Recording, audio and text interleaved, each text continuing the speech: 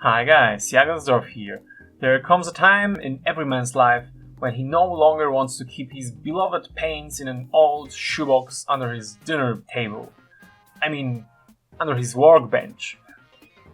This means that I have to get a paint rack of some sort, and I hate buying things that I can make myself, even if they end up being peasant level, or especially if they end up being peasant level.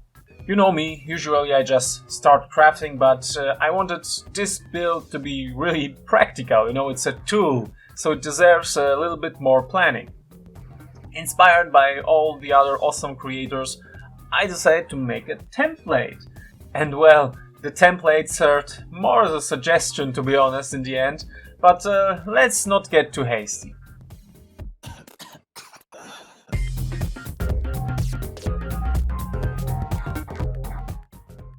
Now, before we get to the main part of the video, I just want to quickly acknowledge the fact that I haven't been posting anything in quite a long while. This video has been in the works for about a month or even longer, so that's why some of it may feel a bit dated, and I decided to record this quick message before.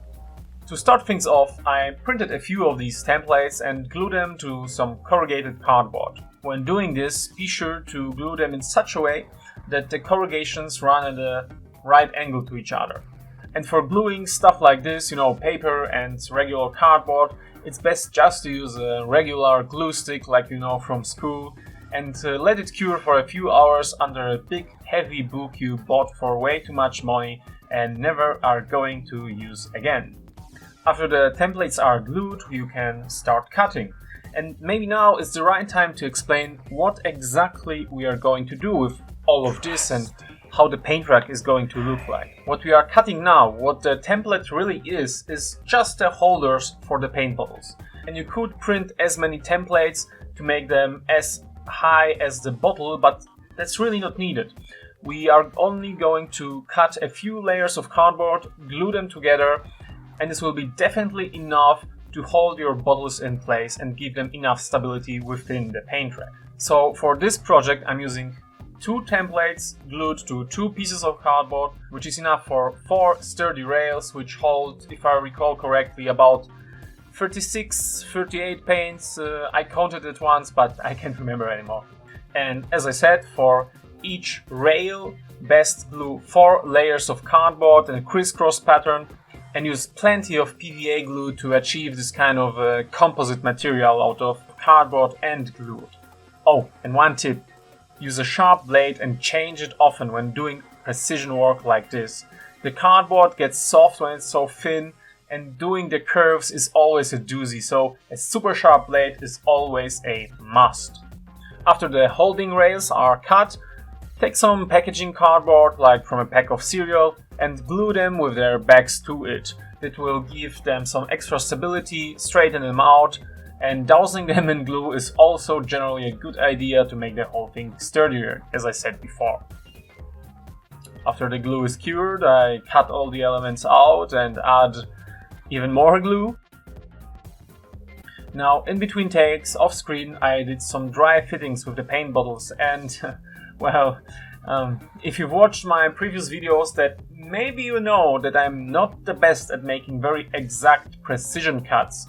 And my template doesn't really allow for much wiggle room. It doesn't have very much tolerances.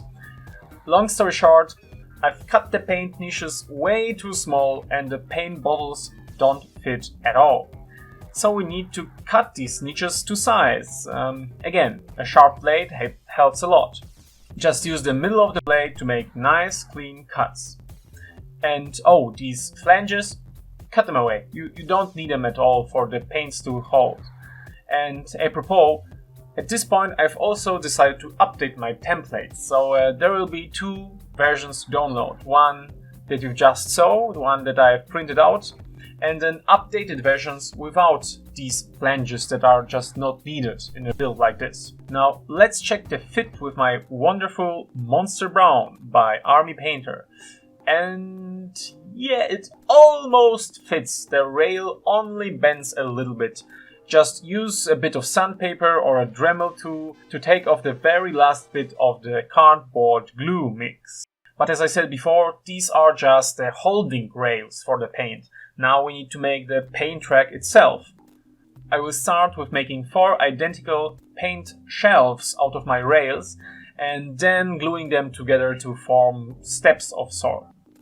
First, I cut 4 strips of corrugated cardboard, 3.5 cm height and as long as the rail itself. At this point, it's best to use hot glue to glue all the things. On one of the rails, I used PVA and it really warped a lot later down the line.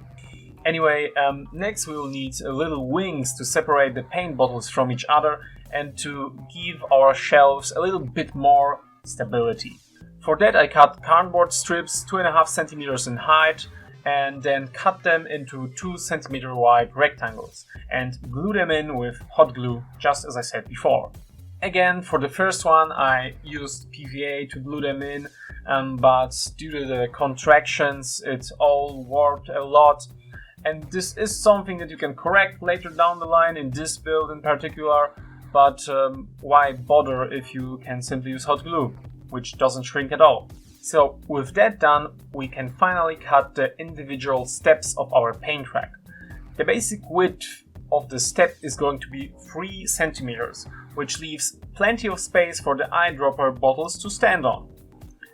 And then, of course, each next step is going to be 3 cm broader. So we're going to have a 3 cm strip, a 6 cm, 9 and then 12. And of course you want to glue your paint shelves to these steps, but there's a little trick to the whole thing.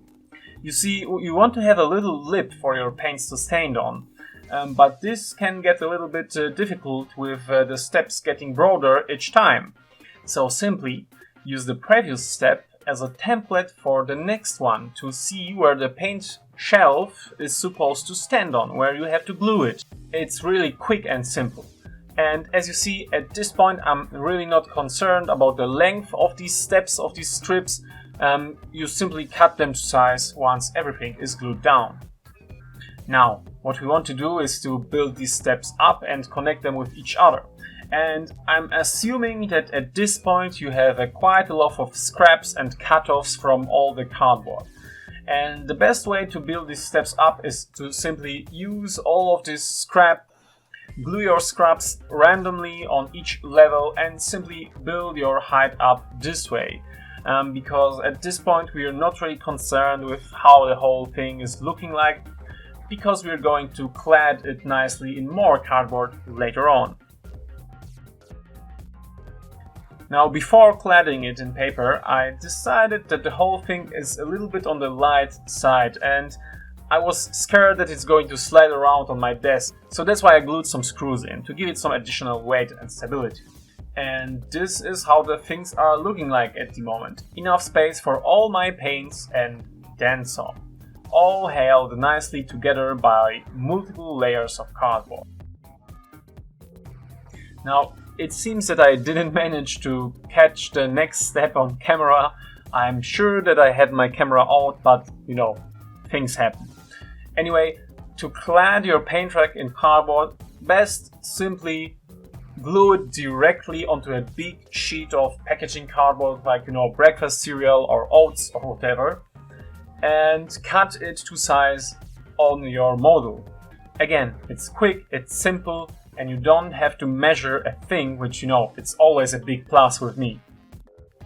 But we don't want to leave our paint track like this, all cardboard and stuff. It's so boring.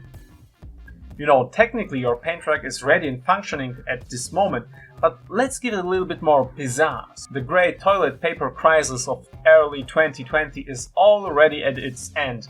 So let's get some of this newly acquired toilet paper to give our build some texture. This will also hide all the corrugations of our cardboard and all the little mistakes that we did. For that I simply mix PVA glue with water at roughly 1:1 proportions and spread it with a paintbrush on the paint rack and drape the toilet paper onto it, trying to make it look interesting at the same time. I also take extra care to try and get rid of some of the patterns of toilet paper that wouldn't really look good on the imitation rock surface that we are trying to achieve here. And in all the places where different pieces of cardboard connect and where there are potential holes, I simply rolled toilet paper into long strands and glue it like this instead of simply draping it on. And at this point I decided that if I were to leave my paint rack like this, like it is right now, it would be very uninteresting and just a solid block of cardboard. So I decided to make some little embellishments on the edges. Again, with the added bonus of hiding little sins and giving extra strength to the build.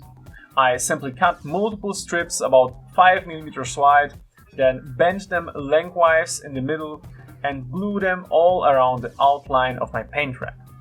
And on the sides I use smaller strips, of course, and later fill all the gaps in with little squares of cardboard. Now the only thing left to do is to paint the paint rack, which couldn't be quicker. First I sprayed the whole thing with a black spray. Sadly, my spray is a little bit satin in color, which makes it look really awful on the camera, but I'm doing my best to make it watchable. Anyway, for the main body I'm first doing a very heavy dry brush with my anthracite gray, and then I'm painting all the embellishments in a nice light blue. And as a final touch, I'm dry brushing the whole thing white to make my highlights and to really bring out the detail on our toilet paper PVA composite material. And that's how it looks like ready. It has a little bit of a rocky, dwarven look to it. It holds all of my paints and is really easily expandable. The cardboard mixed with the layers of PVA and glue is kinda springy, so it has a nice tight grip on my paints, but you can still really easily take them in and out of the paint rack. At the beginning of this project I was kinda regretting that I used cardboard instead of MDF or something like this, but it turned out to be really the perfect material. I was also thinking of doing some, more embellishments or more sculpting, like to put little candles on it or a little pickaxe to kind of make it really look like a piece of the dwarven mine. But then I decided to not do it. In the end, this is a practical build, this is a tool, and I don't want anything to stand in way of my hand and my paints. So I opted for something really utilitarian, at least for the terrain builder and diorama builder standards. So if you want to see me using this paint rack, click the subscribe button. I've noticed that still most of my viewers really don't bother to subscribe, and I don't really know why. More than 3/4 of my viewers don't subscribe, so let's change it right now. And don't worry, all the templates are available in the doobly-doo, even for the people who don't subscribe. And if you use them, please send me your pictures. Send me pictures of your newly made cardboard peasant-level paint racks. You can find me on Instagram at von Jagelsdorf, or you can drive to Berlin and show me your paint rack in person. Anyway, that will be it for today. Thanks for watching, guys. Bye.